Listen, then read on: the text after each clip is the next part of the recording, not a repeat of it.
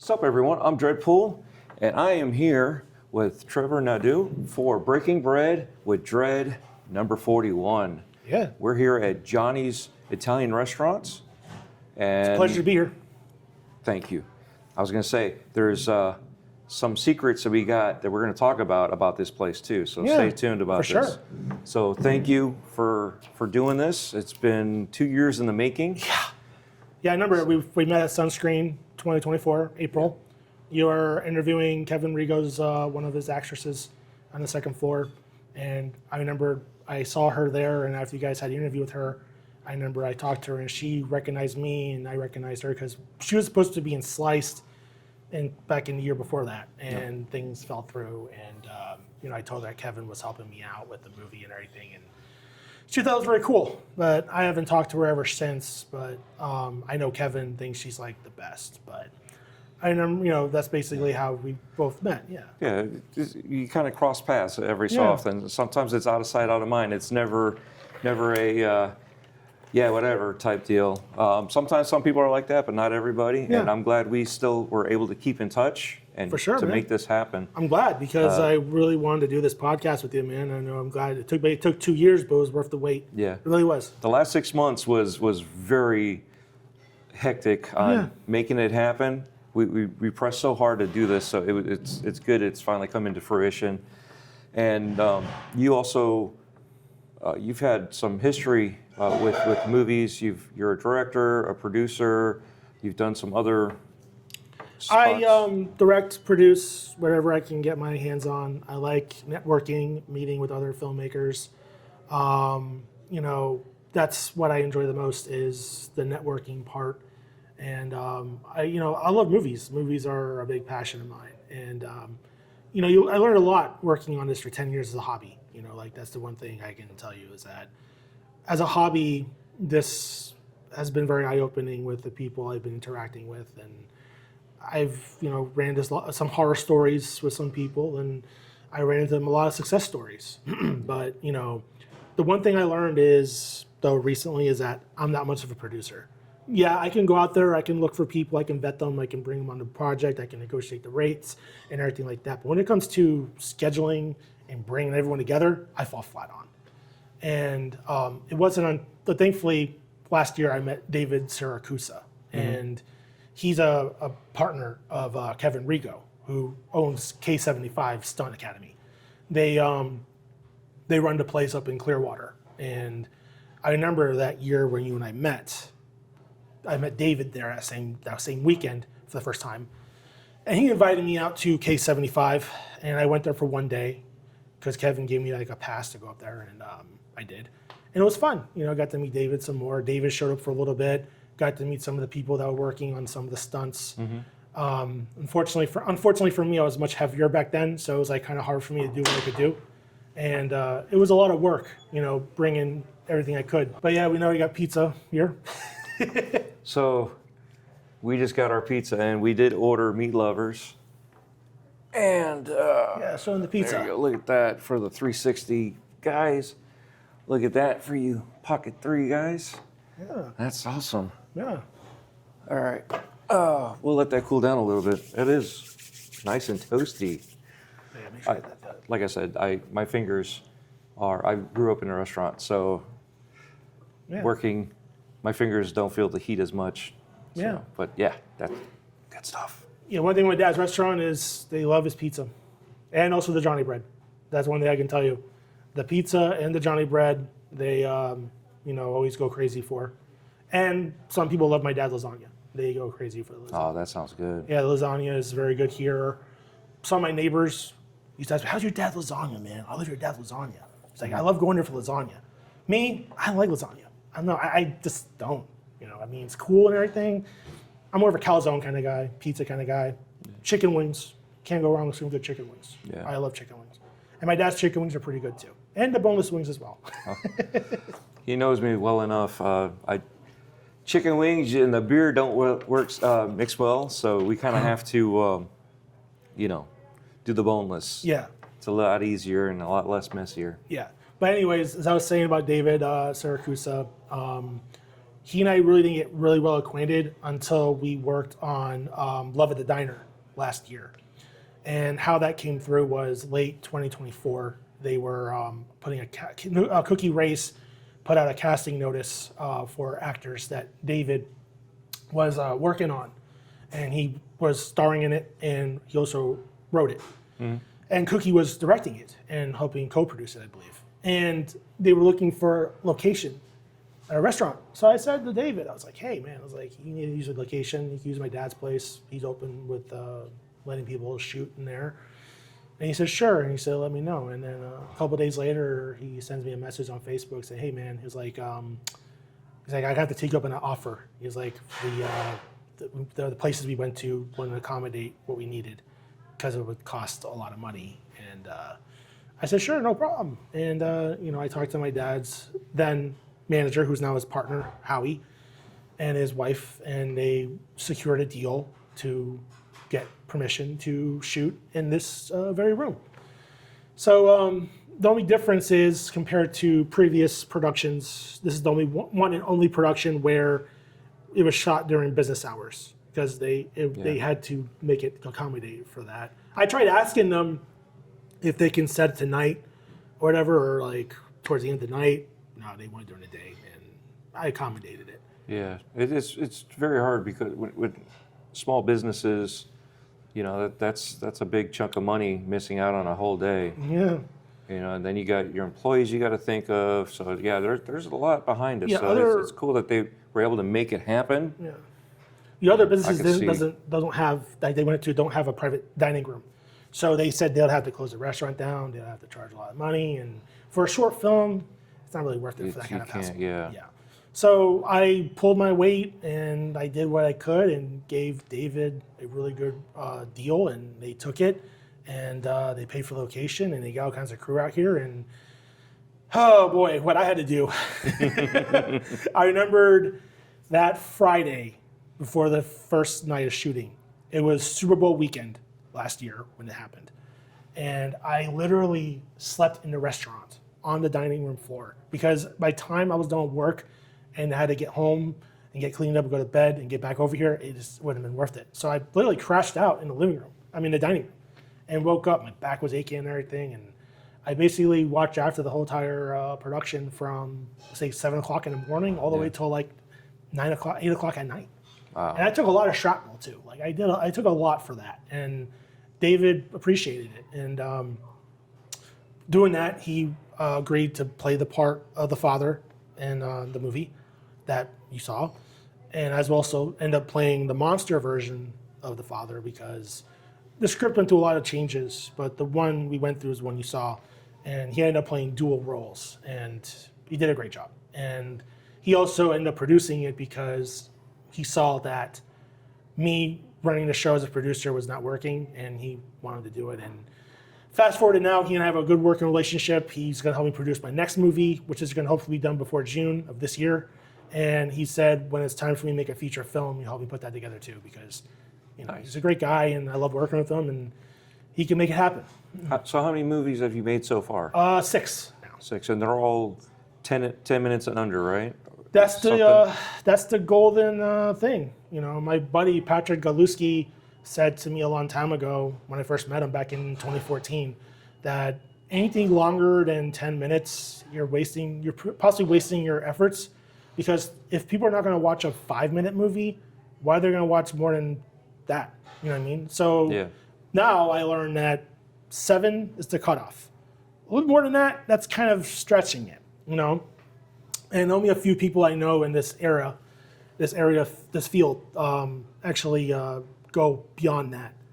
And so with TikTok and the attention span, gone are the days. Well, I'm sure they'll still be around, but the 4-hour movies. So. I feel as a film person, as a film fan, not many movies qualify being 3 hours, only a few. Yeah. And my selection of movies I think are worth watching for that length was like Titanic. But then again, I'm a huge James Cameron fan. He's like my all-time favorite director.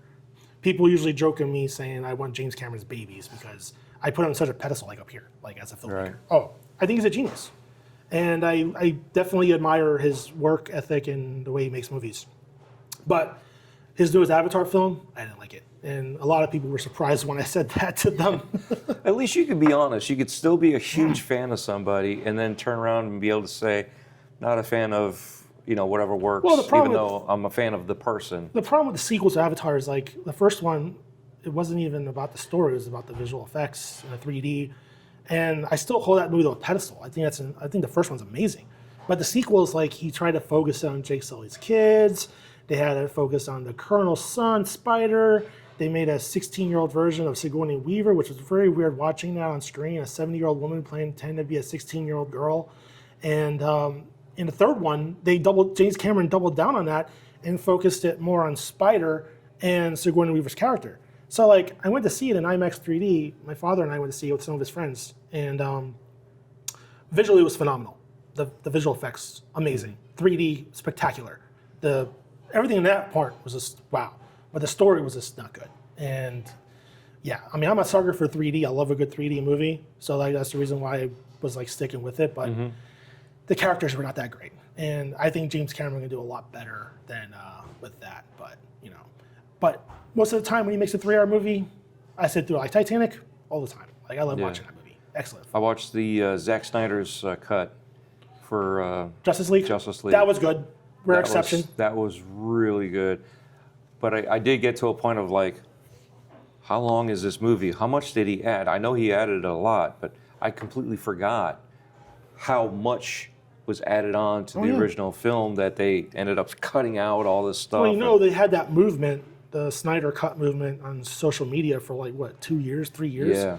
And usually when those movements go on, they usually don't go anywhere. But when HBO Max was announced and they said they were going to put the Snyder Cut out there, they invested like $100 million into that. I dismissed the movement. I was like, people are talking. I agree. And next thing you know, it's like, no, HBO picked it up. It's happening. Yeah, I was like, really? Huh. Okay. And I literally just got HBO Max because I like do one for like a year or so, and then I'll move on to the next one.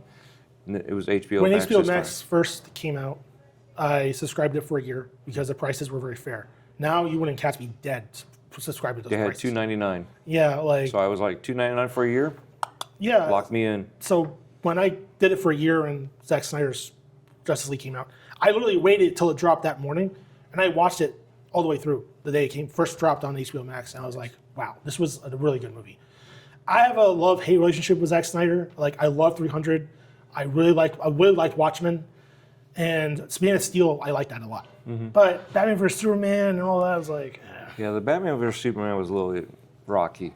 It was. So, but yeah, back to you though. Yeah. Now, you've directed how many movies so far? 6. 6 movies. Yeah. And all 6 are under your name? Under my name, yeah. As a director. And you've also done, what else?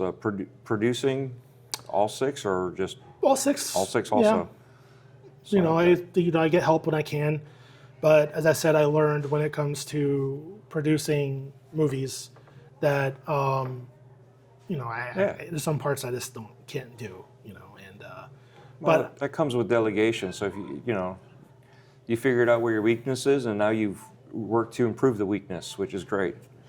And if it's not you doing it, you found somebody else that'll do it for you. So that's good. Well, I know I met in the beginning of my journey, I met Scott Sullivan through my buddy Patrick Galuski, and when I met Scott was because I had a really bad work relationship with this filmmaker that was trying to help me make my first short film. And he kept on trying to nickel and dime me. So after months of this going on, Patrick messaged me on Facebook or something. I don't remember if it was Facebook or text message. And he was like, dude, I know someone that can help you. And I was like, really? He was like, yeah. And he pulled his weight, talked to his buddy Dominic Smith, who's another great guy. And Dominic put Patrick through Scott Sullivan, and Scott Sullivan talked to Patrick, and then Sullivan talked to me, and we hit it off. And funny thing was in 2015, when I was leading up to making my first short film, Scott was at that time writing and directing movies, short films in Tampa. And I remembered the first one he did was called Interdimensional, I believe. He shot in St. Pete. And that was the first time he and I got acquainted face to face. It was great. He had a Red One camera. He had Chris Plord out there helping out, played one of the actors. He was in Encounters, Chris Plord. Okay. Wonderful actor, great guy. He was in it. That's the first time I ever met him face to face. And I remembered after we met later that week, I remember I reached out to Chris and let him know about my movie. And I said, that's Scott Sullivan shooting. And he was like, Scott Sullivan shooting a movie? He was like, okay, count me in. And then rest is history with that. You know, Chris and Scott, great people. And so that got you into the first movie. What got you into thinking, hey, let me make my own movie? What got you to there first? What got me there first? I was 11 years old. I was watching Aliens on Blu-ray, or no, DVD. That was DVD back then. And it was DVD. Yeah, got the DVD set. And I realized after watching the Aliens DVD stuff and watching Aliens so much that I realized my love for film was in that. And this is before I knew James Cameron made Aliens. Yeah. So I didn't know that until later on. And then that's when I became drastically a big James Cameron fan. Okay. I didn't know he directed Aliens and Terminator 2 and Titanic and all that. But yes. And growing up, my dad always thought it was very unrealistic of me. But, I was little and I was young and I was naive. But now I realize when it comes to art, it's not a guarantee. But I love it, And Steven Spielberg, he did that movie, The Fabelmans, which is about his life. I'm not sure if you've ever seen it, but if you haven't, watch it. It's great.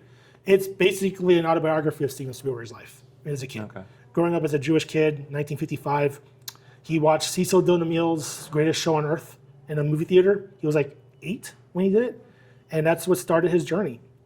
The only difference with him, though, is like at that age, he was able to acquire a camera, and he started shooting. So that's why when he did Jaws, he was like 26 years old, because he had all that knowledge from back when he was 8. Yeah. I didn't really have that kind of, knowledge, like that acquirement, I know my dad did give me a camcorder when I was like 12, but it wasn't really that great. It wasn't, I did shoot with it, but I didn't have any means to edit with it. So I remember I did shoot with it because I used to have a giant iguana. I used to take video of it and everything, walk around the house and stuff like that, but I didn't really have a computer or anything to edit the footage with to splice it all together. So, yeah. Nice. So, out of the 6 films, what have you learned that you think from the previous ones that helped throughout the 6 films, like to garner a better film or viewpoints as a director or a producer? When I did The Entity, I wrote it and directed it and produced it. And I was very stubborn back then. I'm still stubborn when it comes to making movies, but a lot more stubborn. And I learned I'm not a writer. I'm not a writer. So ever since I did that movie, never have I put in my own scripts into production.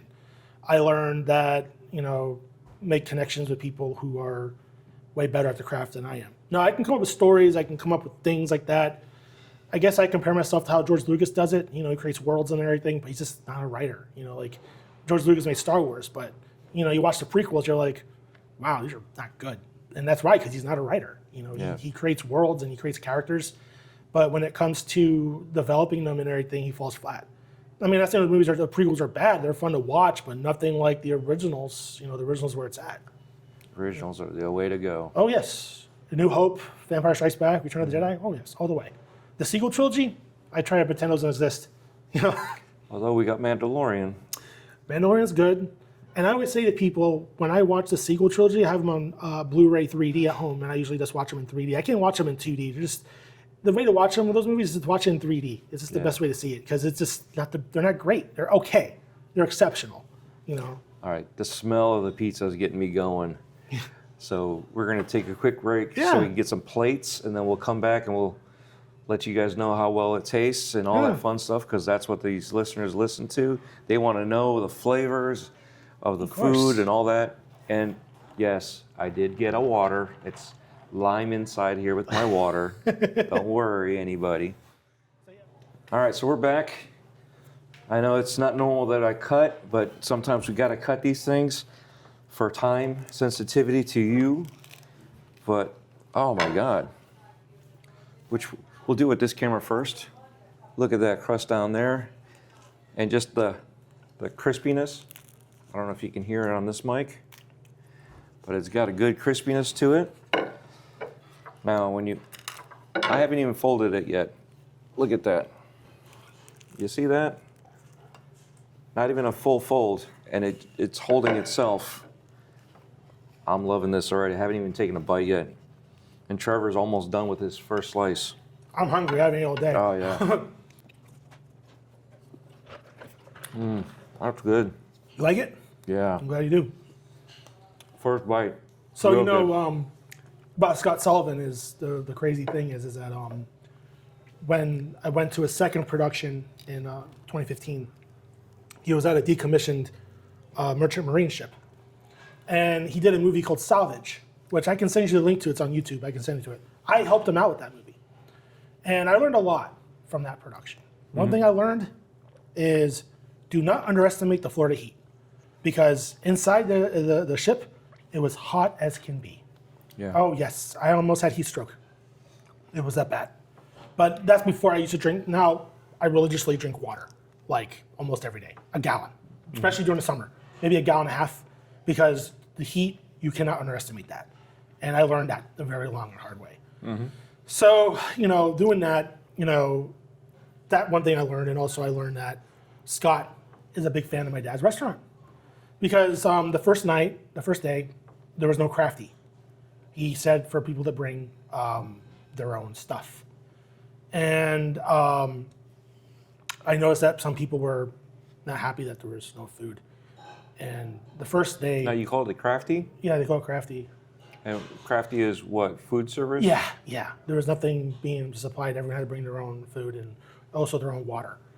So I remembered after that day, Patrick brought me to that production, Patrick Odluski, and he was doing BTS for the shoot and was getting all kinds of footage. Because Scott... And BTS, by the way, is behind the scenes. Yeah. So Yeah. I know you're just keep talking the way you are. Okay. That's fine. I love hearing the acronyms and all that everybody uses, and then also kind of educate our listeners too, to when they see stuff like that or hear stuff. Well, the thing was, Patrick was at that time was doing behind the scenes stuff for people's productions, and when I met Scott and I got good with each other, I invited Patrick out, and we both agreed to go up there. We went all the way down to Channelside in Ybor, and we went to the decommissioned ship both days. And I remembered, was it the first day or the second day? No, the first day. I remember I told Scott about me possibly getting my dad food out there. And when I told him my dad was Johnny's, he was like, "Your dad was Johnny's?" I was like, "Yeah." I was like, "Man," I was like, back in the day when I went to Countryside High School, me and my boys used to go up there after doing karate in the dojo where Publix is, Publix is. And I was like, "Oh, really?" He was like, "Yeah." I was like, "We still had that Johnny bread and everything." And I was like, small world. So it was cool finding out they also went to the same high school that I went to. You know, he graduated back in 2004, 2005 or something like that. I graduated in 2007.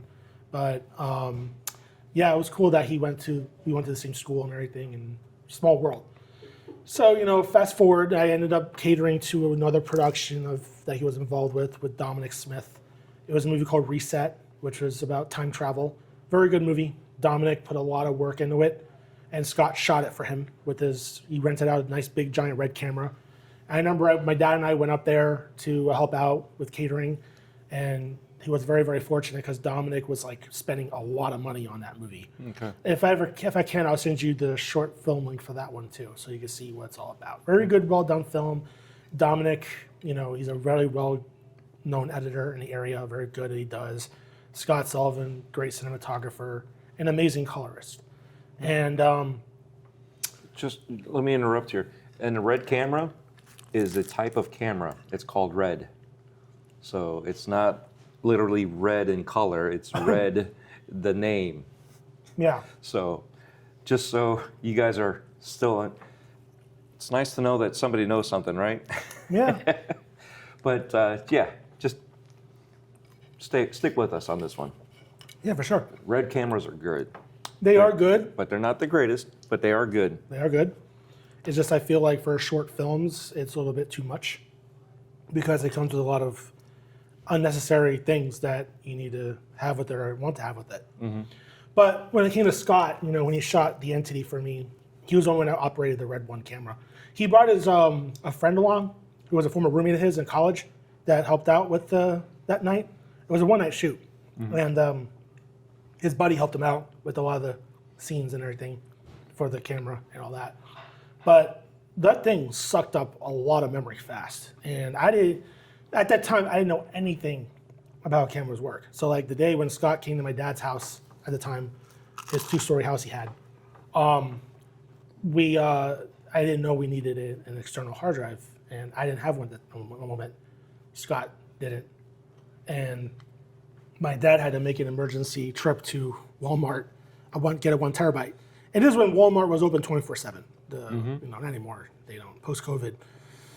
Not anymore. But my dad did me a favor with that, and I saw firsthand like those things go like that. Yeah. Oh, Well, yeah. you're talking about the size of the footage, like the 360 is recording in 8K, so that takes up a lot of space. You know, granted, it's nowhere near the quality of real cameras. Before it is and what it does, it's good. You know, that's 4K right there. So again, memory has gotten cheaper, smaller, faster. Back then, you're talking about a 1 terabyte hard drive. That was a pretty penny. Oh yeah, but seeing how much it takes up was just insane.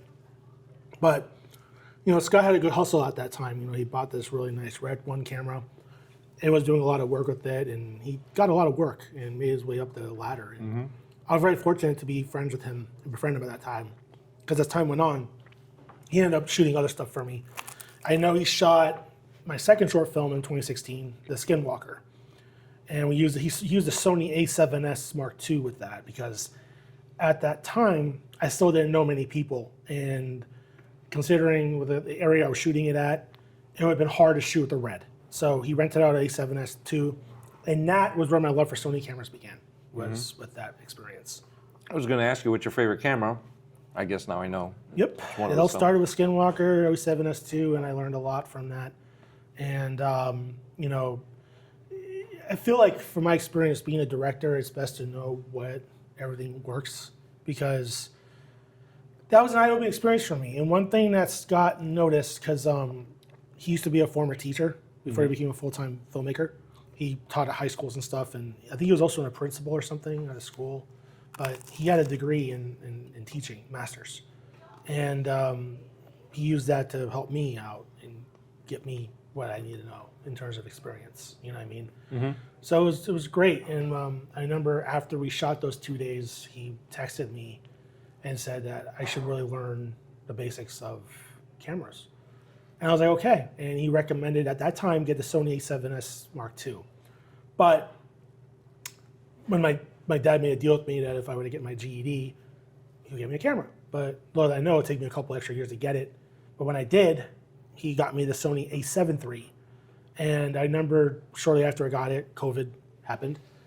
And when we were on lockdown and everything, I remembered I subscribed to YouTube Premium. And I literally was in my room on my TV watching all the ins and outs of how cameras work. And I remember I was like picking pictures of the notes I took to send to Scott. And being the former teacher that he is, he told me like if I was on the right track or not. And he guided me in the right direction. So did Patrick. Patrick Gawlewski also knows about cameras too. And I remember I was showing him what I learned, and he was pretty impressed, because Patrick in particular thought I wouldn't be able to at least know much about cameras because it's complicated. Yeah. But fast forward to now, like I'm no cinematographer, but I know the basics on how to do camera stuff, and I'm still learning. Like March of last year, I started using the camera to shoot and edit things and put them together. And the one thing I learned was like using an ND filter on the lens. So when you're shooting outside, you don't have to worry about messing with the features too much. And that's what I ended up getting down the line was an ND filter. And now I don't have to worry about shooting outside. Just put it on there. It's like a sunglass. And there you go, Yeah, I'm getting to that point too. I've been I haven't messed with ND filters yet, but I've been noticing a lot of, even with the Pocket 3, the drones that we have, because we have DJI drones, everybody's getting an NDI filter. And it's like, okay, so you start, as you progress, you start, learning from other people and YouTube, it's like networking. And it's awesome to see that you can surprise people from what you've taught yourself on these things, and even referencing, hey, am I on the right track with this? Am I on the right thought wave, the pattern of how this works or the reasons why? And it's nice to see that, the information's out there. You just got to find it, and you got to have the right people to bounce off of. And, 100%. Especially when you're self-taught. So that's cool. I'm self-taught on a lot of things, and camera work is not one of them. Yeah. But yeah, it's impressive to the stuff that camera guys can do and know. F-stop. I get the basics, but I don't have enough time or knowledge to be able to say, oh yeah, well I need to lower this for this. I need to do that for that. I rely on the equipment more. Yeah. And it's nice to see that you can rely on the equipment, but your knowledge to manipulate the equipment to work easier. And it's cool that you've done that. Is there anything else? Is it just mainly focused on camera work or camera basically, gear? when Scott saw me working on Skinwalker, he noticed that I need no more than what I did at that time. And fast forward to now, I think he kind of created a monster because now, when it comes to me putting a movie together, I like to know what camera's being used, what lenses are going to be used, and things like that. Before that, I didn't even know, how it is. But I learned, from Scott and even Patrick as well, that being a director, it's always good to know what you're working with. There's directors out there, like Quentin Tarantino and all that, who don't know what cameras they're using because they like to shoot on film. But it's Quentin Tarantino. But he focuses on story. Yeah. I like to focus on the technical aspects as well as the story aspect if I can. Okay. I think it's all important, and however you work it is the way that it turns, makes it work. Yeah. So, like you said, Tarantino likes film. He knows how to make the film portion of it work. He doesn't have to worry about this other stuff because, again, he's got other people underneath him that's going to worry about the splicing and all the other stuff. He still has his hand in it as well as you do. Tarantino's a different beast. He didn't go to film school. His film school was going to a video store he was working at in California, Los Angeles, I believe. And then on the time off, he'll go to a diner and start, writing stuff when he's in between doing all that. But he rented videotapes and studied them. And that's what I do. Except I don't rent movies, I buy them. I like buying physical media because I don't like digital distribution. I don't care for it. The only thing I ever look on my TV is YouTube Premium, and that's it because I like user-created content, but never on Netflix really, never on Amazon Prime, never look at it because I just don't care for it. I feel like after COVID, digital distribution has gotten very malicious with their prices and stuff. So I always buy discs, and when I show people my collection, I'm like, man. I was like, you just don't stream them? I'm like, no, I don't stream them because I want to own it. You own it, it's yours. You also have a better quality when it comes to the disc. Yep. What's on the disc is so much better than the streaming. Oh, yeah. Granted, a lot of houses now have a better streaming download speeds and this and that, so you could get better than what you were getting before, but it's never going to be the same. It's just like vinyl versus CD. Yes, vinyl is going to have the smoothness, but the CD's getting to a point where even your jaggies going up and down are so fine and minute that most pristine ears to listen to the audio almost can't tell. You know what I mean? It's like you got to be a snooty snoot to be able to tell between a vinyl or a CD. I just kind of, I'm probably gonna sound like a dick for saying this, but I kind of laugh when people tell me, "Oh, well, I have 4K on Netflix," and I'm like, "No, you don't. It's not real 4K because I tried telling them this is when the nerd in me comes out because I did my research on it. You can't stream 4K. You can't. So companies like Disney and Netflix are always, and so forth, are saying, you get the 4K package. There's no 4K. You can't stream 4K. In order to stream 4K, you need a really, really good good internet service. And I don't think that even exists. So like when you're watching a movie on Netflix that's 4K, you're not getting a true 4K picture. You're getting something maybe close to 4K, but you're not getting a true 4K. Yeah. And that's the biggest thing that people are misled by when they subscribe to Netflix or Disney Plus is that. It's just silly because, you just can't. You can't get to that kind of quality. But even then, any hiccups, you get buffering. And most people are getting the cheapest service anyway. I've got 2G up and down. No biggie. But still, I like discs better. I like the Well, I remember in 2023, a movie that Netflix put out there won big at the Academy Awards that year. It's called All Quiet on the Western Front. And before it got Academy Award recognition, I thought it was just a knockoff of 1917 because it was shortly after that movie came out that other movies and video game companies and studios were trying to capitalize on it with like Battlefield 1 and Believe and all that stuff like that. So I was like, okay, so it's a movie that's cashing in on 1917. I was like, pass. But then when it came with the Academy Awards, they got nominated and it won. So I was like, okay. But then I found it was a remake of another remake that came out for a movie that came out in 1931 that was based on a book about someone's experience in World War I. Well, the point of me saying is like when it came out, Netflix put it on physical media because the movie went big. So I got the 4K disc. And I remember it was like night and day. The opening sequence compared to it on streaming was like, wow. On 4K disc, the attention to detail, the clarity, you cannot get that on streaming. And I saw firsthand now a comparison to what a movie looks like on streaming to what it looks like on disc. And it's like, yeah, you can't compete with that. Yeah, well, it's like the bit rates. When it comes to YouTube and upload, everybody does the basic 1080p, the low bit rate. I'm doing 8K with the highest bit rate that I can possible, and then I upload it. So you're talking about more information, even though it's 8K or 4K, I've got more information that I'm putting in there. So the file sizes are a lot bigger, and that's what we're pertaining to. Is the same scenario. The disc has more information, even though it might be 4K, but like you said, it's not true 4K. There's not enough information behind it to give you.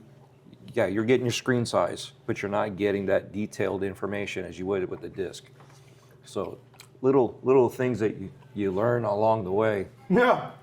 Well, I remember the one big thing was when Disney Plus first came out, they were advertising the Star Wars movies being on Dolby Vision. And the big thing was at that time, Disney didn't do a deal with Sony to put out discs. So they were basically releasing their 4K discs without Dolby Vision except for The Last Jedi. That movie had 4K Dolby Vision, and that was it. So they used that as a selling point to get subscriptions. Oh, you can watch Star Wars in Dolby Vision. Well, some people on YouTube have the software that can test the color gamut to see if it's an actual Dolby Vision signal.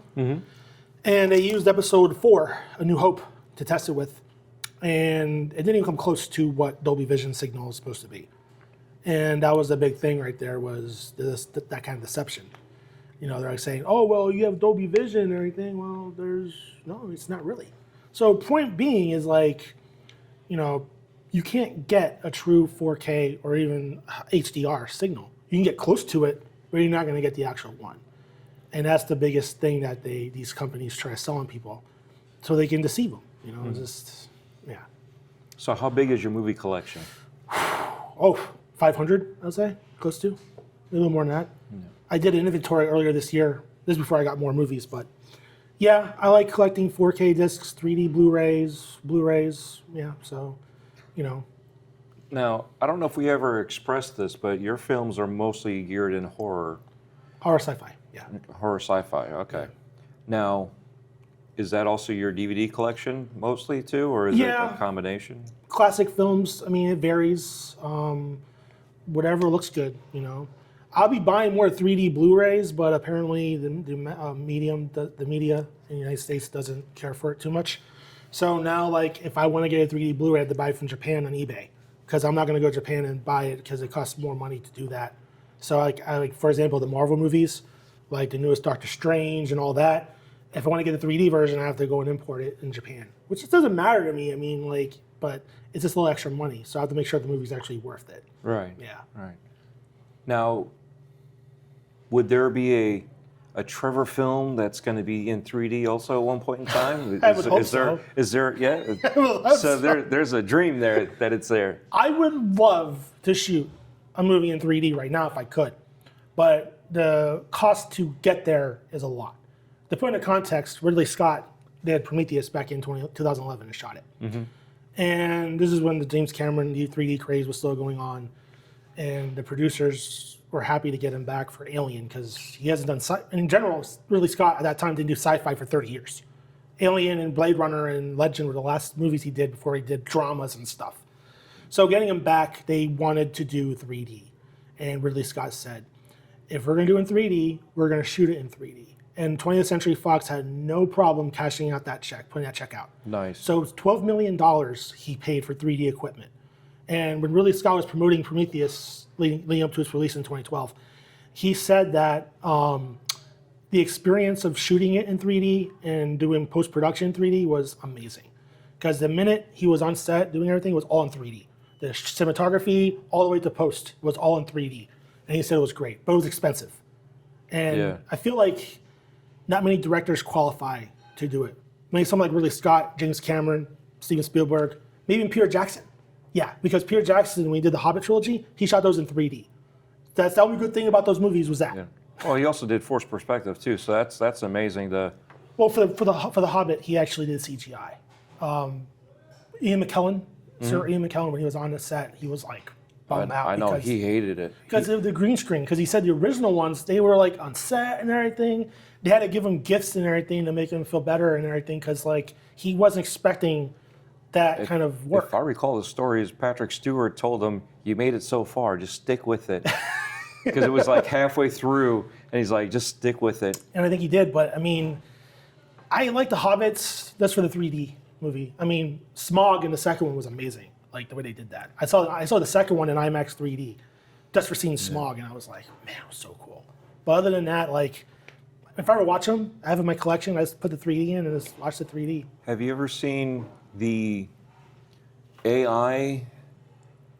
Because it wasn't AI at the time, but now everything's AI. Unfortunately. But have you ever seen video that they've taken with whatever computers to make the Force the 3D?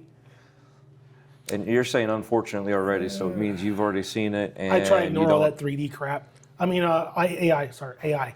Because like, I was very outspoken about that this past year at Sunscreen when I was on a podcast over there. And I don't think they liked when I said that I didn't like AI because like I just don't. I think it's silly, especially for professional productions. Like Blumhouse is getting in on it now, and other production. I'm like, why the F are you using AI when you have a budget and you have money? Like, it just doesn't make any sense. You have a budget.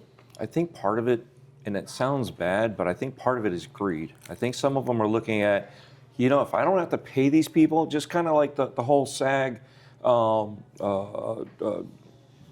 was it called? They were having actors do a performance and a dance, and they weren't going to pay them anymore. They were just going to take it, and they had to like riot against that and step up and fight against. Well, you're not going to pay these guys royalties, and you're going to use their silhouette and then superimpose somebody else on there. And it's like it didn't make sense. Yeah, I mean, like, and this is again, it wasn't AI at that time, but it was into it. And I try to tell people AI, unfortunately, has a bad rap. It's like NFTs. Mm-hmm. It's all good stuff that people have taken, evil people, and have made it worse, and they've used it for bad. So the images that they have that are out there, they put different heads on different people's bodies. I mean, we were just talking about the Mandalorian, right? Yeah. And we had Luke Skywalker coming out. Wasn't Luke Skywalker, but guess what? Yeah. It was according to what we looked at because they took the face in Mark his, Hamill? Yep. Yeah. They took his face and they, from back then, superimposed it on the actor. I can't remember the actor's name right now, but he's the. I believe they wanted Mark Hamill to play that part, but he said after his experience on the sequel trilogy, he didn't want to be in them anymore. Yeah. He did come on set to consult, I believe. Yes, he was there. Yeah. The Winter Soldier, that guy. I know you're talking about. Yeah, he's the one that stood in and played. Oh, really? Right? I believe. Maybe I'm wrong, but I think that was my understanding. Is I believe that's who they wanted, but they couldn't get him. Sebastian Stan. Yes, Sebastian Stan. So they didn't get him. All right. So maybe I'm misinformed. Me too. I could be. I mean, I wasn't really fond of Mandalorian. I mean, I did like it. Like, that's only one of the very few things that Disney put out for Star Wars related that I actually enjoyed. Yes. I still have yet to watch Andor. Andor's good. Andor season 1 and 2. Good. Yes. Well, apparently Dave Filoni didn't like Andor season 1 and 2 because now he's taking over Lucasfilm from Kathleen Kennedy. And now we have George Jr. taking over. I don't know. I mean, he said he didn't like Andor, and a lot of people did compared to other stuff they're putting out there. Well, Andor's a lot better than the other ones. Yeah, I mean, The Acolyte was $180 million of space witches. I'm like, I didn't even bother watching it, but there are space witches, but not like that. And then on top of that, their space witches basically like castrated the whole Jedi lore of Luke Skywalker and Darth Vader and just all of Star Wars. Well, apparently, You just flipped it on its. You just took the table and just said. Yeah, Screw apparently it. Maybe I'm stepping out of line here, but like when it comes to me in Star Wars, I don't care about same-sex relationships. I don't care about any of that stuff. I just want spaceship battles, explosions, and Jedi duels. I don't care who was with who's with what. It should be a good storyline. Yes. And that stuff, that's fine. It could be in there as a whatever, but it shouldn't be the focus. I mean, even George Lucas This should said- be the focus. Yeah, I mean- Here's the plate. Here's my focus. I agree. I should not be focusing on an ice cube over that way. Yeah. You know what I mean?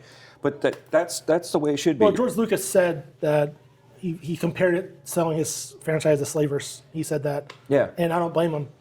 I mean, as I said, the sequel trilogy was okay. Mandalorian is awesome. Book of Boba Fett was tolerable. Obi-Wan was fun. Obi-Wan was definitely fun. It was cool to see a little bit of it. Yeah.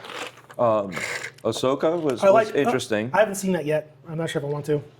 It's not bad, which is why I call it interesting. I know some people had some issues. Some of those issues, come on, you're talking about a cartoon and then you're talking about a real life person. Yes, Ashley Erickson should have been the voice again, but I never watched that show. She never fit the role. She's from Rebels, right? I never watched Rebels. No, she was. Ahsoka was in Rebels. Clone Wars. Oh, she was? Oh, okay, yeah, you're right. Clone Wars. Rebels was another one. That was the cel-shaded style. Yeah, but wasn't Ahsoka in the Rebels as well? No. She wasn't? I thought she was.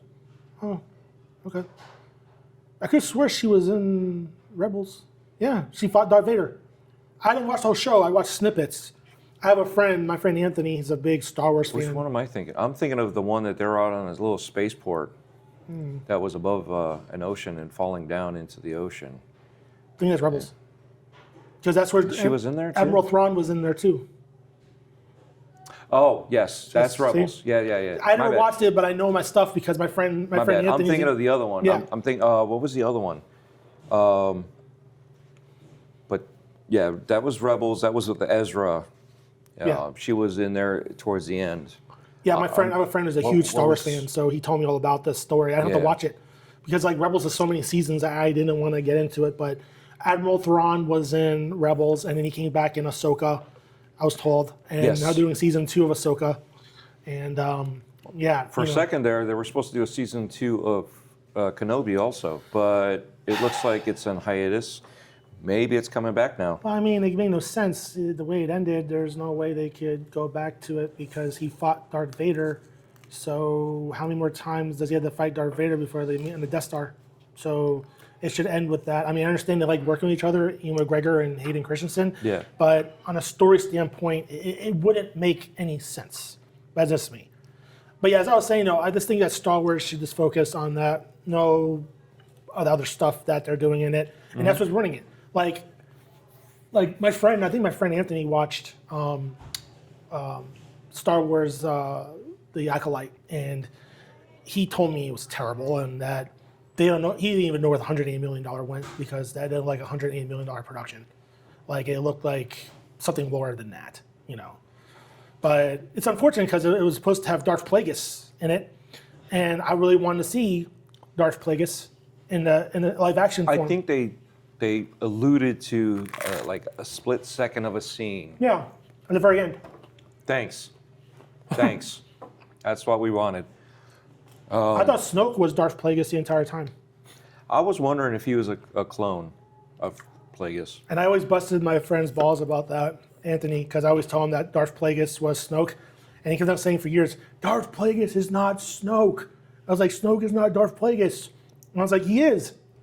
I was like, it's been hinted. And then he gets diced up in the second one. And I'm like, Count Dooku. Two different names. Yeah. So Count you never Dooku know. was cool. I respected, Sir, what's his name, the one that played Christopher Lee. He did a great job. Mm-hmm. And the reason why he played Count Dooku is because he was friends with Peter Cushing. And I think Cushing enjoyed working on episode 4. Okay. And that's what got decades later to get onto episode 2. Because George Lucas personally asked him to play Count Dooku. He had no idea, anything going on with Star Wars. Mm-hmm. He just did it because I guess Cushing enjoyed working on that movie, and was good word of mouth, So I could be wrong, but I think that's how it came through. Was that right there? Was for him to be that character. Did you know death metal came from Christopher Lee? I heard about that. He was in a death metal band, wasn't he? No, he did films, and a lot of those death metal bands were honoring the films that he was in. Oh God, that's crazy.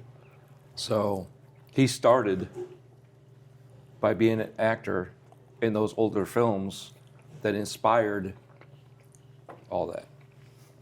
Cool stuff, right? I never would get mad when some people back in the day would interview him, and they'll call him a horror icon.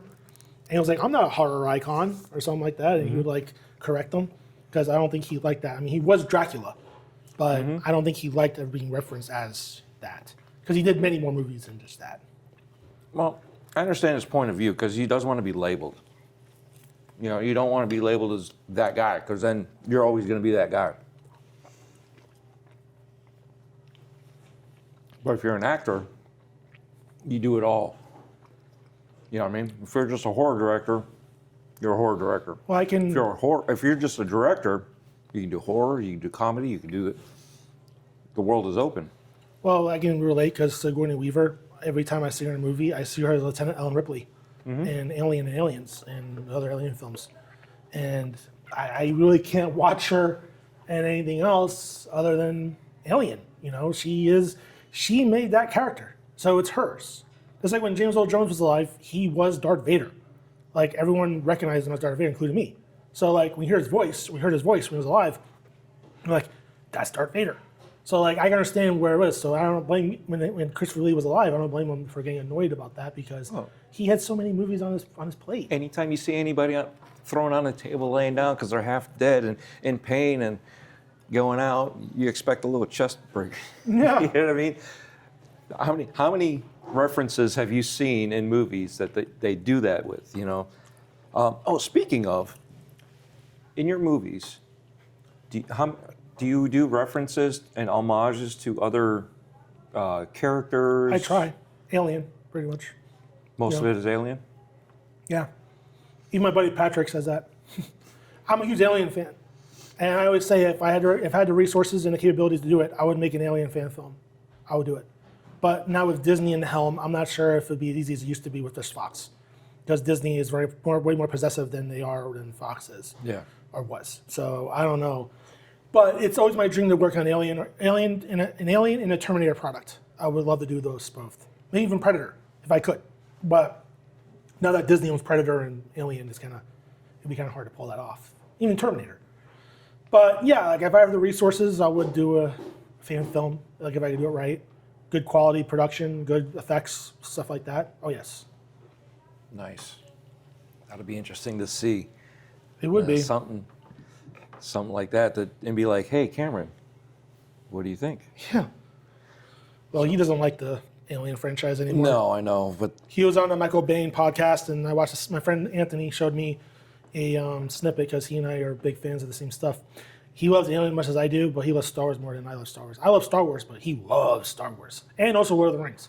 But he showed me the interview with James Cameron had with Michael Bain. I have to watch the whole thing sometime. It's like a 2-hour thing. But James Cameron pretty much said in the snippet that he doesn't want to go back to Alien. And plus, when he said that he liked Alien Earth, that just made me cringe because I watched it all the way through when it was airing. I did not like it. I mean, maybe 2 episodes were cool, I guess, but it just did not do it for me. It just didn't. it's just funny how Like, back was it- I was gonna say- then the ideals of aliens and different things in the world compared to now with what we can actually do with technology, where everything was special effects there, which was actual props and effects and different things. Where here special effects is CGI and now it's AI and all that. So Well, again, Alien, I gotta say, the one thing I like about Alien Earth was the practical effects, but it just irked me like a lot of the. oh, that's okay. That one died. Oh, it just irked me that the xenomorph wasn't fully materialized, meaning like there was no. What I was gonna say, there was no stuff to add to it, like KY jelly and stuff. I'm saying to myself because like when I think of the xenomorph, I think of it as a very slimy creature, like full of goop and everything. And aliens, all of them, they're like slimy, textured, nasty looking. They got that shiny Yeah. goo. I was saying, like, if I was a director of one of the episodes, if I was the one doing right that, and Weta, who did the alien costume and stuff, if I would walk up to him and say, can you put KY jelly on that? And he's like, yeah, but we don't have any. I would literally leave the set and go and buy a whole big thing of jelly, bring it, and I'd fucking, because that would irk me. Because, like, when I think of the xenomorph, I think of it as a slimy, goopy looking organism. Like, gross. Yeah. Like, when you look at it, you're like, ugh. Because, when James Cameron did Aliens, that's exactly what he did with the Queen Alien. He took KY jelly and smeared it. Because I guess Stan Winston gave him the okay to do it. He put texture on it. So, like, when you first see her in the hive and all that stuff is coming off her, James Cameron did all that. He put that on her because he wanted to give that texture, that nasty looking, when you look at it, you're like, ugh, gross, like that. Noah Hawley, I gotta say, I liked Fargo, the first season, because Billy Bob Thornton was in it. And also the guy that played Bilbo Baggins, they played opposite each other in that. That was great. Now, the funny thing was, I watched the first season of Fargo, never saw the movie. But the funny thing was, I remembered I bought it at Best Buy years later, and I haven't watched it until this recently after having my collection.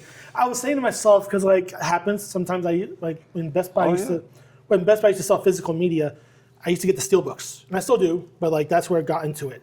And I remember Shout Factory had a steelbook for Fargo, and I was like, okay, I have to get this.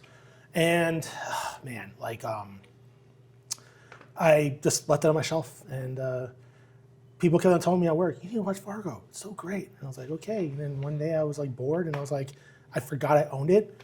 And I was like, okay, I'm going to sit there and watch it. And I was like, wow, this was a good effing movie. Now I can see why Roger Deakins works with the Coens to this day. Because that was I think that was one of the very first movies they worked together in the 90s, was Fargo. And now they're like inseparable. Like Roger Deakins was even asked once their working relationship, and he said it's just something that's clicked. They worked together on the John Turturro movie, and then they did Fargo, and they worked together ever since for the most part. Very rare do you ever see a Coen Brothers film without Roger Deakins shooting it. Okay. It's very far in between.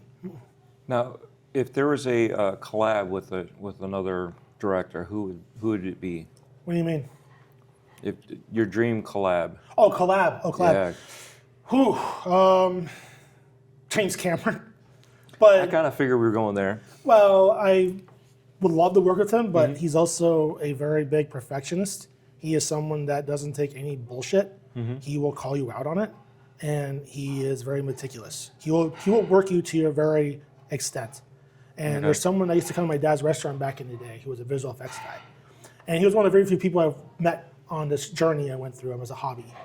And I remember when I first met him, one time I was talking to my dad, but working on a movie together, and he was sitting in the restaurant behind us. And my dad and I were sitting at the bar, and he overheard our conversation. He walked up to us, introduced himself, and that was my official first start. Besides Patrick, was this guy that he invited us to a film meeting in Tampa, and that was one of the very first gatherings I went to. My dad and I went, but at that time he used to always come to the restaurant with his wife. And one day he told me a story that he had a friend who worked on Titanic for Digital Domain. And he asked the animator, he was like, how was your experience working on Titanic? And he was like, terrible. It was an awful experience. James Cameron, he said James Cameron rode my ass every day he could. But he did the best work he could ever do. Doing that, and working on James Cameron, he did the best work he could ever put out. Because Cameron was he was very meticulous in what he wanted, and that made him a better artist that he is now today. See, sometimes people think, when you write on somebody so hard like that, that they're just trying to be mean to you. You know, sometimes they're just trying to push you to do the best that you can. You know, they're trying to actually push you to be better than you think you could ever be. And stuff like that's nice. Now, other than Cameron, let's say you could be an understudy for somebody. Tarantino? And would it be for film or the story or? Tarantino's that one director where you want to listen to this talk, like Christopher Nolan. They know a story. So Christopher Nolan used to teach school back in London back in the day. I knew someone on Facebook Twitter. I knew someone on Twitter that actually went to his class, and he told me it was like one of the best classes he ever went to when he was in school in London. And he told me that just sitting there with him, talking about cameras and stuff and all that, he said it was just so hands-on and so great. He said Christopher Nolan is a very wonderful guy, very nice guy, very informative, knows everything. You just got to make sure you take in what he teaches you. And I was like, oh. But yeah, he's like someone between Tarantino and Nolan. Those are two I would actually love to work under as well, if I could. Nice. Well, I appreciate your time, and make sure you guys come out here to Johnny's Italian restaurant and the pizza. What else did you say? Calzones are here really good. Calzones here are really good. The pizza's really good. The Italian food's really good. What else do you want? What more do you want to say? Yeah. Right. You know, it's quality pizza, sandwiches. I mean, wherever you want, they have it. Pasta, casseroles. Yeah. So we thank them for giving us the what is this? The bonus room type. This is a private dining room. Private dining room. Yeah. So like anyone wants to have a wedding ceremony here or have a meeting, like a big giant meeting, or someone wants to have a movie showing with the projector and all that, this is where to come. You know, just got to talk to the restaurant and they'll secure you the room with the deal and see how many people you have. I think at least like 20 people at least to put it together. So yeah, so we appreciate Johnny's Italian restaurant for allowing us to use this room for this. And now, where can we find you on social and to look for the future? YouTube, movie guy 87, I believe it was, or something like that. Okay. I can't memorize my screen names, but I'm on YouTube, Twitter, Facebook. Mostly use that, Facebook and YouTube. All right, so we'll be sure to watch out for a future film from you. You said sometime this year? As of right now, the idea is going to be to shoot it before June, if I can really get my ducks in a row. You know, I'm still working on a script with my co-writer, and Patrick also helped me with the story a little bit. I mean, he's the one that, Patrick's the one that helped me put the story together. And as of right now, the story is about an alien baby, and it revolves around the military, and basically... So 2026, we'll have a new Trevor movie. Hopefully, you know, things go well. You know, thankfully, this is still January. God knows what goes from right now till then. You know. Okay. So I'll have all the links down below that I can find, and if you send me anything else, I'll add it to the links. Again, thank you very much. Yeah. Thank you guys. If you guys want to comment any questions, I'll refer them back over to Trevor, and then maybe he can answer them for you, or reply to me, and I'll reply back to you. And also, if my trivia is a little bit wrong or off, I'm sorry. Sometimes I can be a little bit off on certain details, so sorry if when it comes to movie knowledge, if anything is not in place fully. Sometimes there's a lot to remember. There is a lot. Especially when you're going around so far. So even we had some things that may or may not be right. Yeah. So again, thank you guys, and thank you guys on the 360 Pleasure to be camera. here. Hopefully we can do this again. Yeah, looking for the future.